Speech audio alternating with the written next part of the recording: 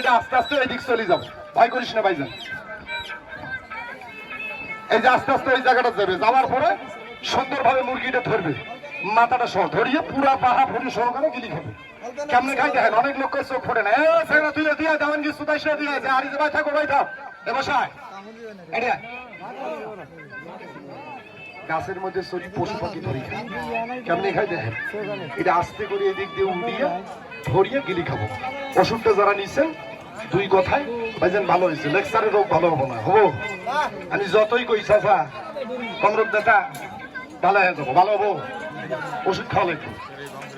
ওষুধ যদি রোগ দিছে কে? মাপ করার মালিক কে? একমাত্র আল্লাহ। এটা বিশ্বাস রাখবেন। আমি আঙ্গুর ভাই একটা দামি কথা বলি যাই, দুই বেলা করে খাবেন, আলোচনা শেষ। এবার মুরগিটা কেমনে খাই দেখেন। আর আরেকটা কথা হলো কি জানেন, ওষুধ তো নেন বা না নেন দুঃখ নেই, কথাটা বলি যাই জাগার ভাই হিসেবে।